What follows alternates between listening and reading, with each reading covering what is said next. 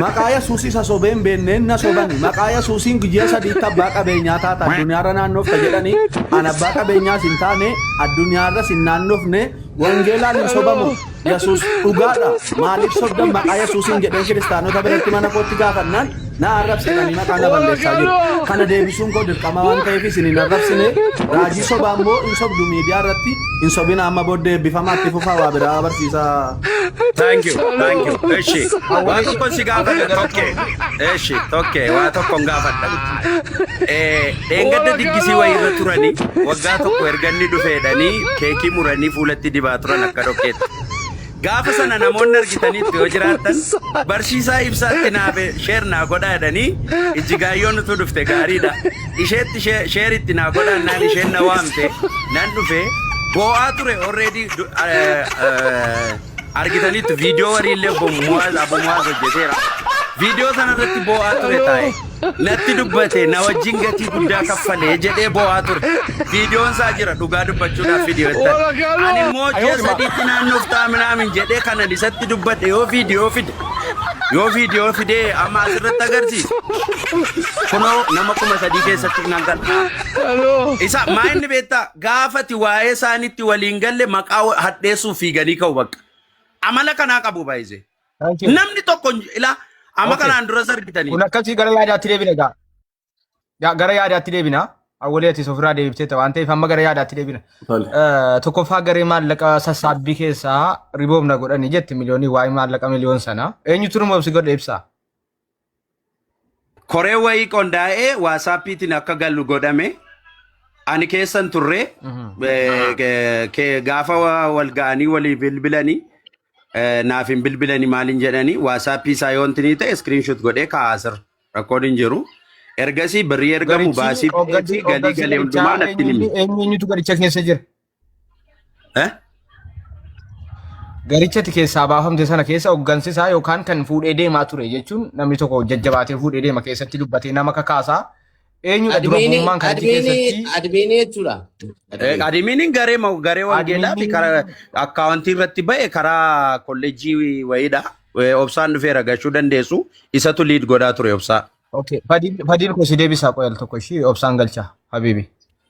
Okay. Obsaa ol galchaa obsaa ollaa galchaa al tokko ilaa wannan si gaafadhe siif galu achi keessatti namni dura bu'ummaan akkas jedhee ibsa kennaa ture eenyudha guruupii ammatti keessa jirtu sanatti. Obsaa. Isamma okay obsaa ol galeera thank you galeto. Yeroo ati guruupicha keessaa baatu maallaqni meeqa gaheera? Hin barre maallaquma galee yuun argine aan. Amma akka galee amma akka ba'e nagar. Koreedhaan turre ati akkamitti baruu wallaalte? Dura koree sana koree keessaa utuma keessa jirtu dhiiba. Elaa yeroo koree sana ijaaramnee waasaappiitiin ijaaramee akka dubbatamuuf ta'e ol gallee haasa'aa turre mari'achaa turre. Birriin galu sun hundumtuu karaa kolleejjii ta'ee akkaawuntii sanarratti kan inni galaa ture. Isaa booddee meeqa akka galee meeqa akka ba'ee natti himanii hin galle aan ergasii jechuudha. Inviteeshiniin naan ergamne dura dawwalameeti kan isaanii walitti qabamne haasofnu. Sababni sii kaame remove godhamuudhaaf maali? Akkuma amma waliin dubbate gara saadha. Bakka akkasuma bakka already yaada isaan ignore godhu tokko yoo intinii ta'e. Tokkummaa. Tokkee. Naawobsii remove godhamee reedhee yaada kennate waan ta'eef naawobsaati. Namni guruupii keessa hin jiru. Guruupii keessa hin jiruudha. Maanatu kireet godhe guruupii. Ragaa fidachuu danda'a. Ragaa gaafanna waan ta'eef rakkoon qabu. Ragaa naa baasis. Ragaa naa fidi. Gaafadhu ragaa. Ati guruupii miliyoonii jedhan jettee inni sana maal miliyoonii maallaqa funaanaa jiru hundinuu guruupii miliyoon miti ree akkamitti addatti siin guruupii miliyoon jedhu ree jarri hundinuu guruupii miliyoonii maallaqa funaanaa jiru. Al tokko bu'ee maqaa korichaa screenshot godhee asirra kaa'u waasappii. Uffaatee fidda malee ragaa asirratti uummataaf iskiriinii. Hin danda'ama rakkoon qabu. Sagalee keessatti qabdaa yeroo keessa galtee ati keessa jirtutti. Sagaleen obsaallee jira. Bakka tiriloonii sana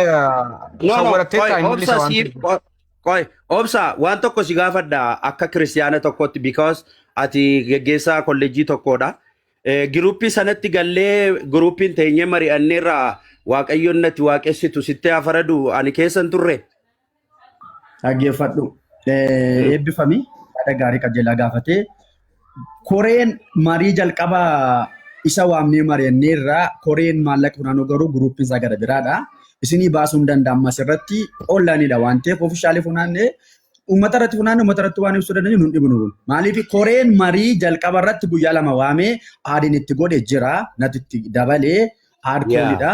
Garuu koreen ajaramu jennaan koree maallaqaa immoo koree biraatti ijaarame isa kana keessa jalqabumayyuu hin gallee inni kan jechaa jiru isa jalqabaa irratti waamicha eeggatee dhabeeti malee koreen dhaabbata baajata funaane adda adda ibsaa akkasitti wadhadhu yoo barbaadde immoo amma sitti baasuu hin danda'a guruupii lachuu.